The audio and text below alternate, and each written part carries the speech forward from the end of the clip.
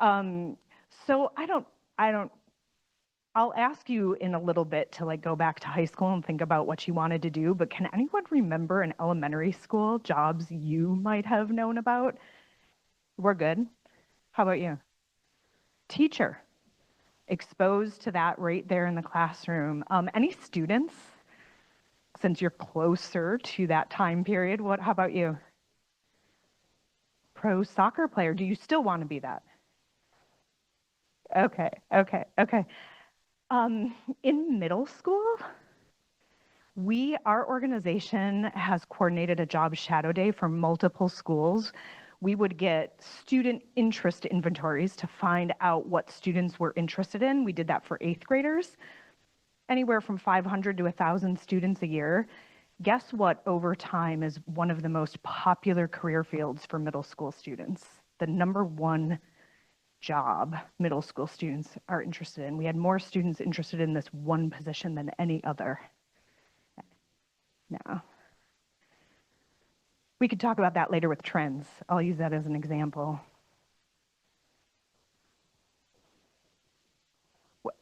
I think I just heard it, veterinarian. So a lot of middle school students interested in animal-related careers. They love their pets, their horses, their whatever it might be, very interested in becoming a veterinarian. Veterinary offices usually are small. They usually have 1 or 2 doctors and a couple techs. They can't take hundreds of students to show them what it's like, but they often host a few students on Job Shadow Day, and a lot of those students end up finding out that is not a field they want to pursue. So it's that exploration time where their interest is animals. They love animals. Doctoring animals is a different thing, and they might not understand that until they get to see it and understand when they ask questions like, how much education did it take to become a veterinarian? It's quite a bit. There's a lot of hard aspects to being a veterinarian.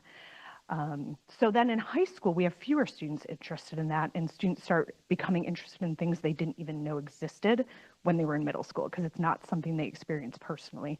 And that's through the work of organizations like VSAC and their outreach counselors and school counselors and others who are talking to kids about how can you use math, science, language arts, and other things in different jobs, and students learn more about occupations. Are you willing to share a career interest that you have now? Welding. So is that something you knew about when you were 5? Okay. So you start to learn about different professions as you get older because of that exposure you have. Okay, so this is since 1998, we have worked with almost 1,000 educators. I'm hoping next year that slide will top that. 36,000 students, 1,600 employers at 376 schools around both Vermont and New Hampshire. We work in both states, just to give you an idea. Okay, I have a question for you. And on Zoom, you can answer this in the chat. In the room, you can show me by raising your hands. How many of you talk about career planning with your team? Frequently, occasionally, or rarely? So how about frequently? There's no wrong answer. Okay, hands down. How about occasionally? How about rarely? It's okay. It's okay. That's why we're here. Okay. So we had a split. Let me show you what students have told us. We ask students a lot of questions. We work with anywhere from like 1,000 to 3,000 students a year. And sometimes when we have online workshops with students, we'll pop up Zoom polls. When we're in person, we'll ask them. Sometimes we have pen and paper surveys. And so we have asked students, how often does an adult, so it could be any adult, not just a parent, talk to you about your career planning? 30% have said frequently or often, and 70% say sometimes or hardly ever. So those are the responses we've had. So thinking about high school students, it's really a good time to have these conversations. We'll give you some ideas on how to do that. It sounds like some of you already are often. I would actually love to hear what some of your examples are. I know I've learned with my own children, they don't necessarily want to have a long sit-down meeting with mom about this, but 5 minutes here and there on the way to school, on the way back from school, on the way to a sports practice. So lots of ways that you can have these conversations with students. All right, so aspirations and interests. I'm going to put myself on the line here and ask you in chat on Zoom and right here in the room to think back to high school. So think back to when you were in high school. When I was in high school, I wanted to be an interior decorator. That is what I spent all of my time wishing and dreaming about while I was in high school. I've never really thought back to what spurred that, but I thought it'd be so great to be creative and artistic and do interior decorating. I did a lot of research on my own on becoming an interior decorator. When I was in middle school, I wanted to be a chef in a Chinese restaurant. So my interest changed, just like we expect students' interest to change. When I grew up, I became an executive director for a nonprofit organization. That is not anything I ever thought of once in high school. I didn't know that you could work and earn money in a nonprofit organization. I thought you had to be a volunteer.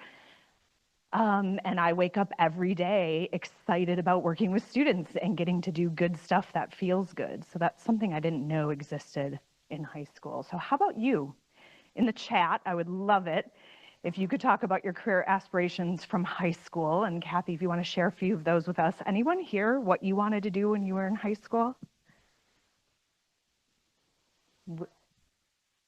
A news reporter. Okay. Anything else? Marine biologist. That was probably, I wouldn't say number 2, but a lot of middle schoolers want to be marine biologists. How about anyone else? Really? Okay. We need to talk. All right. Anyone else? A poet? I love that. Kathi, what have you got on Zoom?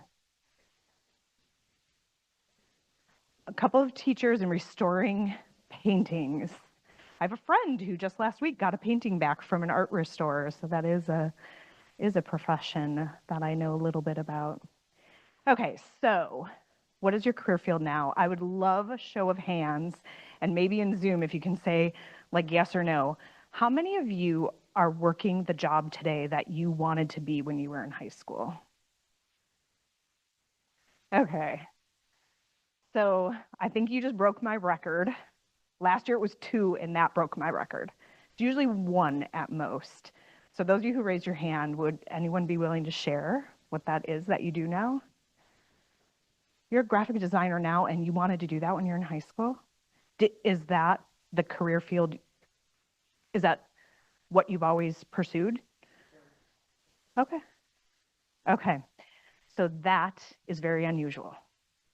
Anyone else?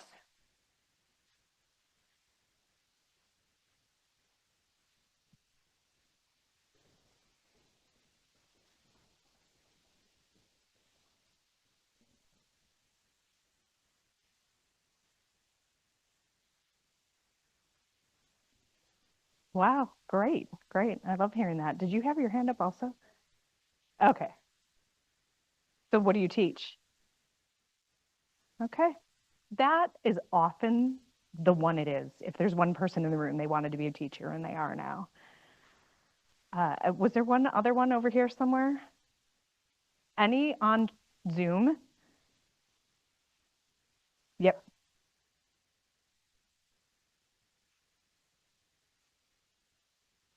Okay. So this is something that we do a lot of employer training for helping employers prepare for hosting youth in their workplaces. So for internships, job shadows, whatever it might be, part-time jobs, because a lot of employers, people who are going to be working with those youth, it's been a while since they've been a youth themselves. So we ask them this question to help remind them that that teenager might not burst through the doors to come and work for you because this is a job they're aspiring to do and they'll end up doing someday. It's like one experience that they're going to have on that career journey that they're going to take that's going to last many years. So it's helpful to have adults relate back to that. So students in the room, something to keep in mind, what you're aspiring to do now may or may not end up what you do when you're an adult. Okay, so success. I put up this slide for student workshops, and I ask students, high school students, what does success mean to you? for what you do after high school, during high school, after high school. What does it mean to you? And oftentimes the answers we get from students are something someone else has told them. So it could be a parent, it could be a teacher, just another adult, it could be peers, it could be television, it could be all different things. It's hard to get students to actually define what success means to them. So we spend some time talking about that. And I took some time to draw that wavy line. I'm not very good freehand on a computer, but I made 12 bends in it because on average, the US Bureau of Labor Statistics estimates that 12.7 times is how many times we change jobs along our career path. So what you start thinking you might do for work someday could change lots of times, and sometimes you go backwards before you go forwards. You might shift gears completely and go all over the place, and that is still success. You're still on the career path, you're still forging ahead. So how many of you have changed jobs at least once? Let us know in chat or raise your hand here. So we've got over a dozen people. How many have changed your jobs twice? About the same number. How about 3 times? Maybe a few less, but still quite a bit. 4 times? I co-present with someone from the Vermont Department of Labor who has changed jobs 22 times. So he says, I help with that average, that 12.7. So oftentimes you're an outlier if the job that you get out of high school or college is the job that you retire from. That's pretty unusual. And people can make big changes or small changes. Sounds like someone in the Zoom chat started out as a teacher but changed professions. Sometimes they can be job changes can be along the same career field or career path, and sometimes they can go in an opposite direction. This is helpful to talk about with youth because I think what the experience I get working with youth is they think that they need to know by the time they graduate high school what they're going to do, and that feels like a lot of pressure. Teenagers, your brains are not done developing yet. Like, you have time ahead of you to figure some of this out. So that's something we like to share with students. And I think it can help if other adults help students know that by the time you turn 18 and graduate from high school, you don't have to have everything planned out for the rest of your life. Okay, this is a quote that kind of sums up what I was just saying. Be sure to let kids know they don't have to have it all figured out by the end of high school. Paths will shift as they learn more and gain experience, and new opportunities can come up when you aren't expecting it. Do you note that year of graduation? That was a COVID graduate, 2020. This student entered college. The first semester was completely online from home. Second semester was online from their dorm room. They decided second year to take a 1-year break, ended up not going back to school. Now we are in 2025, and this individual is working full-time as an editor for a company that has 5 publications around the country, and had opportunities come up during that gap year. So it was a really good example of that is not what this student expected when they were 18 and leaving high school, and a really cool opportunity came up, and they're very excited. Did a news reporting for a while, working for different newspapers, and now is editing. Okay, so have any of you ever taken a career interest survey? How about students in the room? Have any of you at your high school or just on your own tech center? Okay, so career interest inventories is something we love to do. Our staff test many that are out there. We've used different career interest surveys with students, and this one is one that we're using right now. I don't know if you've ever heard of Holland codes. They've been around since the 50s, and even though you might not hear 1950s, even though you might not hear the term Holland code, they're used all over the place. Colleges use them, employers use them, and they're ways to categorize different interests that translate into different jobs. So I'm just going to share an example of this career interest inventory with you as parents to give you an idea of one way you can help students identify what they're interested in. VSAC is the name of it's like the acronym for the Holland Codes. The R stands for realistic. Those are the doers. They like to make, fix, or build things, often doing things with their hands. Investigative, those are the thinkers. Lots of critical thinking happening there. Artistic, those are the creators. It doesn't have to mean like visual arts or performing arts, but it can. But it could also mean like graphic arts and maybe designing software and designing different things. Social, those are the helpers. It is not social media. So things like human services, helping other people, my job is considered a social job. Enterprising, these are the persuaders, often entrepreneurs, CEOs, people at the head of things, often leaders. And conventional, these are organizers. People like to organize data. I'm going to share a QR code with you. If you have a device, you can scan this, get it into your phone, but be sure to open your browser so it saves it. If your phone's like mine and you keep it in the scanner app, you'll lose it when you close it. There is about a 3-minute survey. It asks 60 questions. I recommend adults take this survey to get an idea of what teenagers, what kinds of things they have to think about of what they might want to pursue for a career, where they might want to go to college, what might they want to major in. I would recommend not doing it right now, but you could do it later. So I'm going to share my results with you. There are no better or worse, good or bad answers. Everybody's results should be unique to them. So you can see here, realistic and conventional are my lowest. That absolutely matches what I think about myself and what I like to do. And everyone I work with agrees with that. So thankfully in our office, we have someone, our operations manager, who took this test as well, and she ranks the highest on realistic and conventional. So we're a good team together. If we both ranked low, that would be kind of hard to keep the books and do other things in the office and be organized. Look at that. I'm highest on social. That's that one right there. I really like helping people. In addition to this nonprofit job I have 3 different volunteer jobs in the community I live in.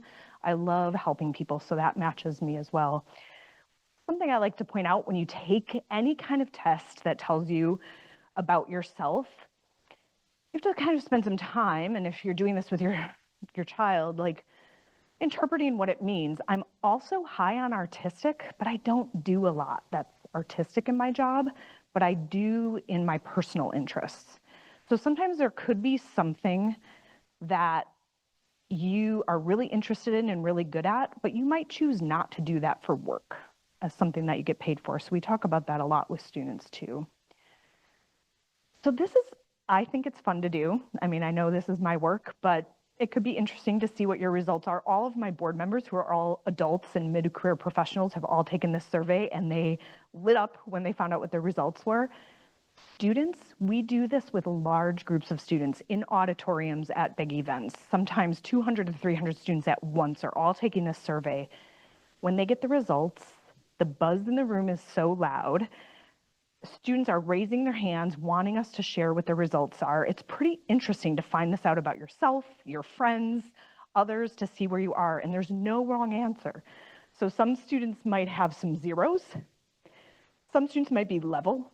They're just equally interested in everything. Some might be very low in their interest. Some might be very high. They can look in all different ways, and those are all fine. And this is the kind of test, as opposed to something like Myers-Briggs, like a personality test, that you can take every 6 months or every year, and your results might change because your interests change over time. So then this website that QR code takes you to is managed by the US Department of Labor, I believe. And there's all sorts of things you can click on. These are my results right there. So after students get their results, this list scrolls and scrolls and scrolls.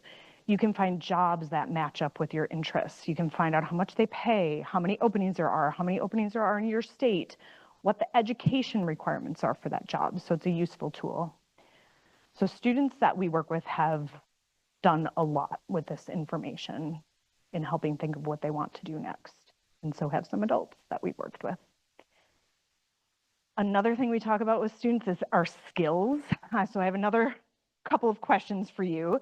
These are two aspiring engineers. They're at a company that does computational fluid dynamics. They create software that measures the flow of air and water. Transportation companies use it if they're building concrete footings for a bridge that are going to go into a river, how to make sure that those footings, the water can flow without eroding the riverbed. So that's what these students are doing. They're shadowing at this company. Love sharing pictures of what kids are doing out there. What is a skill you learned from your first job that you still use today? On Zoom, if you can enter that in chat, and in the room, how about you? Is there a skill that you can think back to your first job, whether it was babysitting, paper delivery, fast food, mucking stalls, whatever your first job was, is there a skill you learned then that you still use today? How about you? Really? Oh, I love that. Okay. So anyone else have an example? A skill from your first job? I don't know if there's anything on Zoom yet. How about you? Conflict. So like interpersonal people skills. What was your first job? Okay. And does the organization you work for now have conflict still? Yeah. So that's something that you might always have to deal with. Any other examples? And Kathy, I don't know if there's any in chat.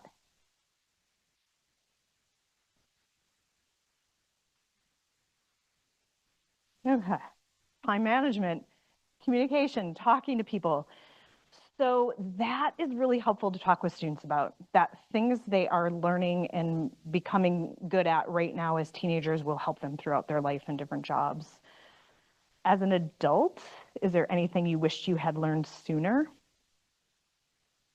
Let us know on Zoom in the chat if there's anything you wish now that you had learned when you were a teenager. Could be a skill or something else. How about you?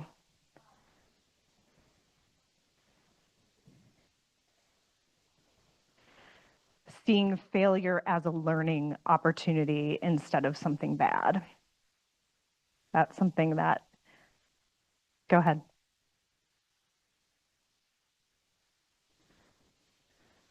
Learning that failure can be a useful tool instead of seeing it as a bad thing. Right, right. Sounds good. Saving for retirement. Okay. Let's press pause here for a second. There are some things that I have learned that teenagers are just not thinking about or ready to think about. And one thing, sometimes we have panels of employers that will come and talk about their workplace to groups of high school students. And as soon as they mention 401k, like the students just, and it's interesting because when I see that happen, I think, oh, that's so far off for them. But here you are saying, I wish I had known earlier. A lot of times students tell us like they're really interested in like how they can make a difference now, like what's happening now, very in the moment. And that is developmentally very appropriate. Like teenagers are thinking about the now. So that can be a hard thing to get. So I think that's normal, that's something a person later on in life might wish they had done. Hand over here.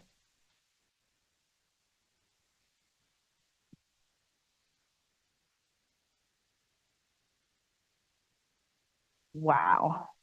He was so motivated by learning about compound interest. Oh, he was so interested in learning about compound interest that I wish I had had that information, number one, and number two, been that motivated. So not all high schools have personal finance classes. The ones that do bonus, I took one at the high school I went to. I learned all about consumerism and savings and compound interest, all those kinds of things. So huge bonus. If they don't, that's something that can be helpful as a parent to share with your student, but also kind of a hard topic to get younger people interested in. I know that from experience with my dad, always trying to teach me those things. Anything, Kathy, in chat?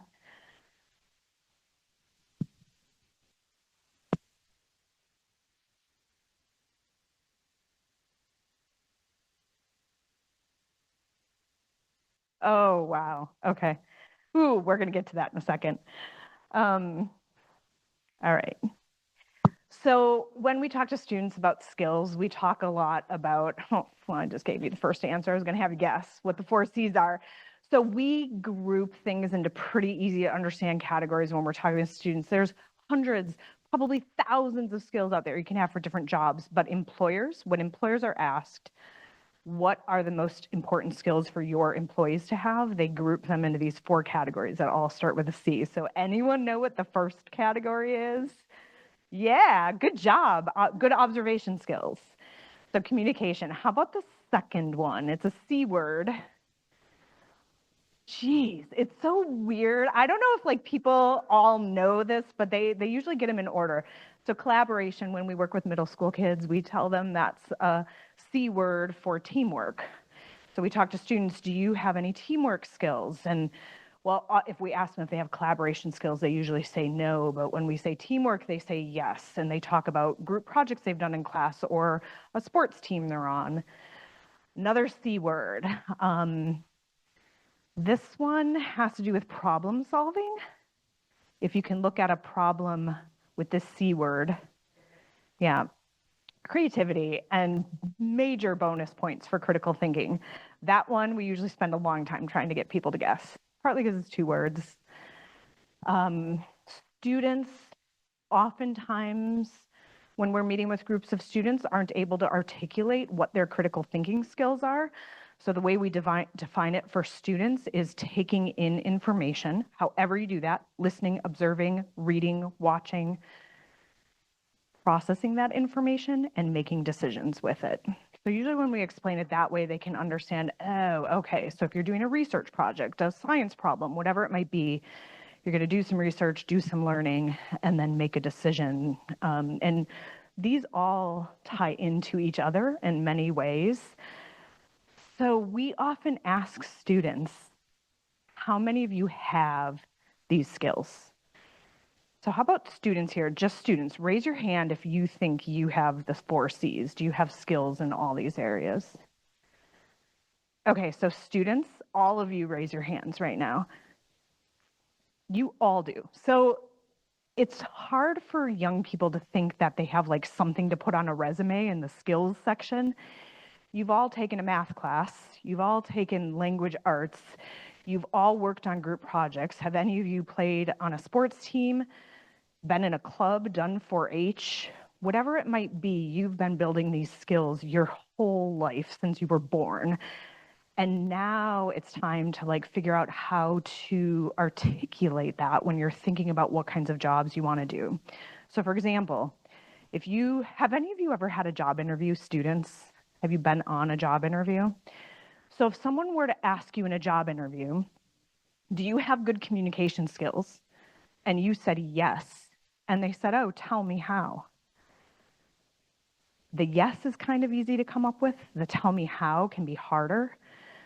So one thing we suggest for students while they're in school is to like maybe you have a personal learning plan in your school or portfolio, something. Keep a place where you kind of record where you got your skills from and how you can demonstrate that to someone. Has anyone ever been in 4-H, adults or kids? So 4-H, students have to demonstrate to a judge how they learned their skills and how they use them. So they have to demonstrate those skills. That's a helpful thing for anyone to be able to do and be able to answer that in an interview. One example I like to use, someone said YouTube before. When my son was in middle school and first started getting interested in YouTube and set up 4 YouTube channels and got together with his buddies, and one was for trick shots and one was for speed cubing and another one was for baking. All his interests, he had a different YouTube channel, and it's like, as a parent, oh, is this a good use of time?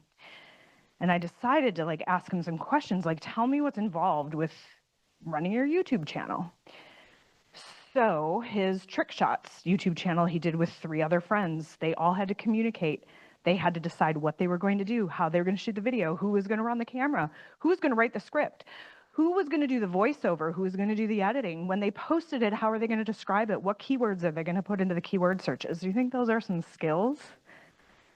Like all those things that at first glance for me felt like this might be a waste of time ended up making me realize there's a lot of skills that that middle schooler is learning to navigate. Lots of communication, collaboration, creativity. I made him read all the rules of YouTube. Do you ever read the terms of agreement when you click that little box? I told him he could not have a YouTube channel unless he read it all. So he had to know what are minors allowed to do and not allowed to do, because he had to do it under my name because he was a minor. So lots of critical thinking had to go into what am I allowed to do, what content can I post, what can I post. So take some of those special interests and hobbies and other things, you can turn them into skill building examples. So different ways you can encourage students to develop skills, or teens, is identifying what skills they already have, building new skills, and demonstrating and articulating skills achieved. So for career options, I'm going to ask you a quick question and then have you look at that brochure you have in your hands. Any guesses how many occupations there are in the US? And not that I'd expect you to remember, Kathy, but anyone in my workshop last year, I used a different source for this, so the numbers are different this year. Last year, I used the US Bureau of Labor Statistics. This year, I'm using Career One Stop. They update on a different cycle. So these are from 2023. Any guesses in chat or here? How many occupations there are in the US? This isn't the number of people working in jobs or the number of jobs available, but occupations. So veterinarian would be an occupation and vet tech would be another occupation. Less. But you're like, to me, not that crazy far off. I'll pop it up here, 832. So that's right now the current number of occupations that are coded by the US Department of Labor. How many do you think Vermont has? It's gotta be less because the US adds together all the occupations in every state. Who said marine biologist earlier? So like marine biologist is an example of a profession that might be in some states and not in others, or not as much in others. So there can be examples of occupations that might be in a state and not in another one. Maple sugaring might not be in every state, might not be in Florida. So what did you say? Okay, so that's pretty close. 546. So something we talked to students about, there are so many options for you. So that brochure you have in your hands, we share with students around the state, and we encourage teens to do online research, informational interviews. That's just asking people questions about their jobs. Workplace tours, job shadows. A workplace tour would be like just 1 hour, usually a field trip with a school, going to tour a company. Job shadow is usually spending a half a day or a whole day watching an individual in a job. Internship could be a whole semester long. And these activities help students understand the skills, education, and training that are required to be successful in various occupations. So that brochure you have in your hands, I don't know if you've ever seen labor market information, but this is something we take around the state to middle and high school students. And I know when I was in middle school, no one talked to me about labor market information. When I was in high school, I did. But what this brochure is that you have in your hands, it's data from the Vermont Department of Labor about Vermont occupations. It's about the top 10% highest paying jobs with the most openings projected in the next 10 years. So remember when we talked about Holland codes earlier in the VSAC test? These colored categories are Holland codes. Nowhere in this brochure does it mention Holland codes or VSAC, but this is, I know it is. Do you like to work with people and use your creativity? Do you like working with your hands or with machines? And on the next page, do you like to observe, learn, analyze, and solve problems? Or are you organized and detail-oriented with lots of information? So they combine the 6 VSAC codes into 4 categories here. So they categorize the jobs of these highest paying, most projected openings, what education is needed, and what the median wage is. So this can be really helpful to introduce students. If you are interested in being an interior decorator, what my high school counselor said to me is there are so few openings in that field, that it'll be very competitive. If you go get a degree, maybe a 2-year degree or something in interior decorating, it's going to be really hard for you to find a job. Now, I don't know that that was the best advice. I don't know if I'd recommend that advice, but it's good to have information when you're making decisions about what you're going to do after high school and what careers you're going to pursue. So this data gives students the information they need to kind of make those decisions. And it can be helpful to know how much, like if I want to be a speech language pathologist, I need to spend 5 to 6 years in college learning that field. So it can be helpful to know this information. So we like to share that with students, and they can go right here and find all 542 occupations, all the labor market data on all the jobs. Not sure if marine biologist is in there, but it might be. Lauren, I think, will be sharing that link in the chat. Okay. So a few noteworthy things that I wanted to share with you. Influencing factors. We've already mentioned some of them, but do you have any idea like what kinds of things influence teens to pursue different careers? Family? Did you just say crime podcast? That's very specific. Definitely in one of these categories. Money. I remember when I first started doing this work in the 1990s, and CSI was big on television.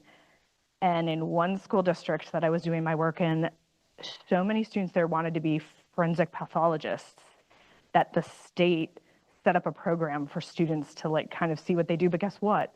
There's only a couple of those positions around, but it was interesting to see. So thinking about those influences, I have a few here I listed for you, but there's many more: entertainment, movies, TV, podcasts, social media.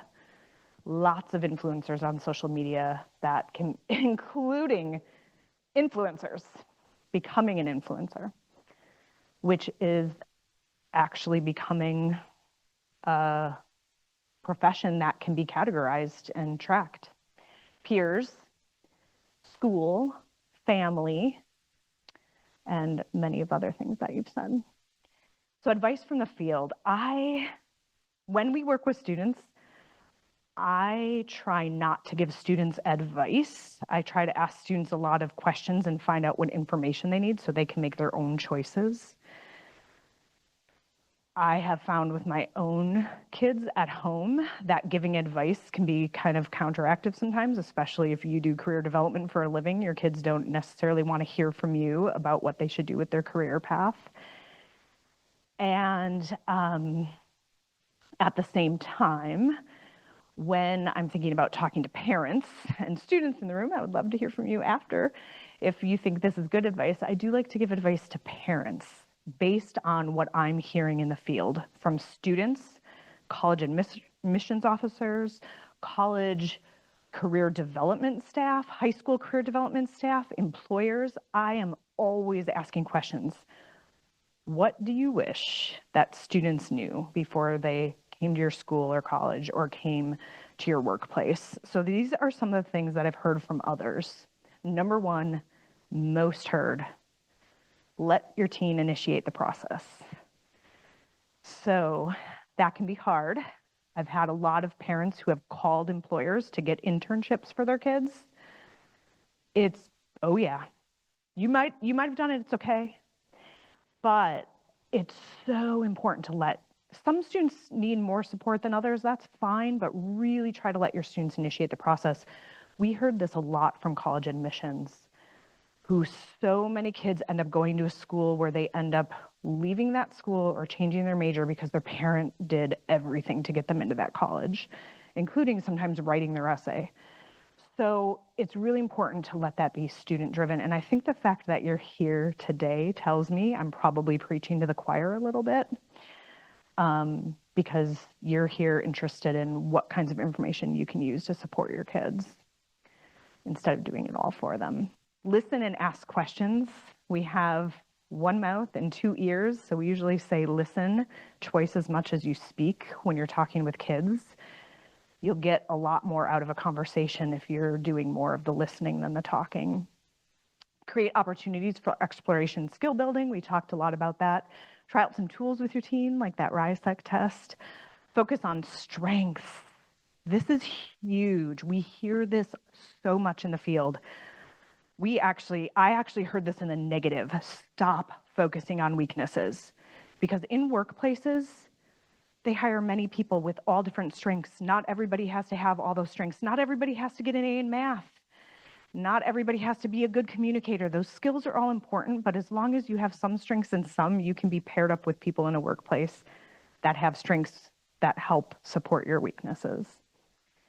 Okay, and it takes a village. This one was really hard for me as a parent. The hardest thing was for me to encourage my kids to get support on their career path and their education journey from other adults, not just parents. So we talk about parents and guardians, other family members, neighbors. My daughter decided before she chose which college she was going to go to have lunch with a neighbor to talk about that. That was just like so eye-opening to me. Like she saw someone else in the community right down the road who had just put 3 kids through college, obviously had more experience than I did with my first kid going to college, being able to get that advice from someone else. Coaches, mentors, youth group leaders, classroom teachers, work-based learning coordinators. Some high schools have work-based learning coordinators that have all this information and can help with this. Many schools in Vermont do. And the Vermont Department of Labor has career resource offices all over the state that can help your students and you with any information that you need on labor market and jobs available here. So that's a lot. Any questions? I don't know if there's anything. Looks like we just have, we have a few more minutes if anyone has any questions.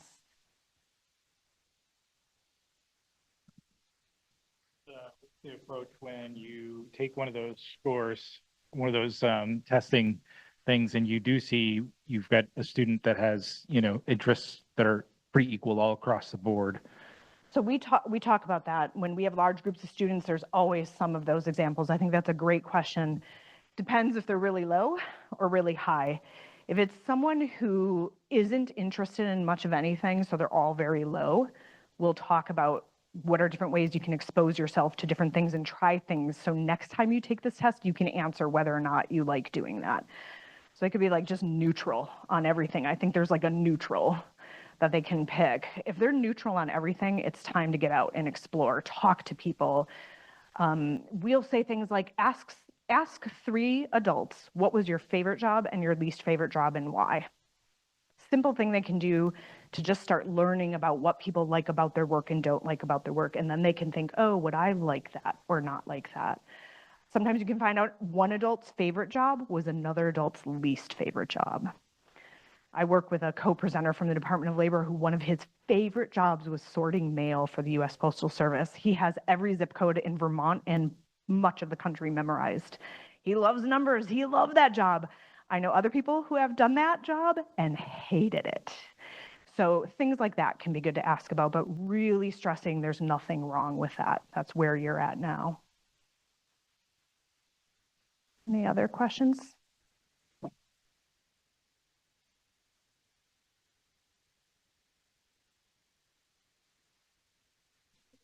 Talk to your family members about their job histories and your family kind of trajectory of what you've done for work. Because it's something that an uncle or grandparent did 6 jobs ago that they might go, oh my God, I didn't know you did that. I was kind of curious about that. So I think your community and also your family is kind of like rich, and there's almost this intrinsic interest sometimes for, but interest for something. All those influences we had up there, they can be positive or negative. Like you can have a parent who really loves their job and that can inspire you to follow in their footsteps, or it can make you not want to do it. So, and both are okay. Like those positive and negative influences they can go either way and be okay. Anything else before we let the next group in here? thank you so much for coming and sitting through this. And I loved having so many students in here today.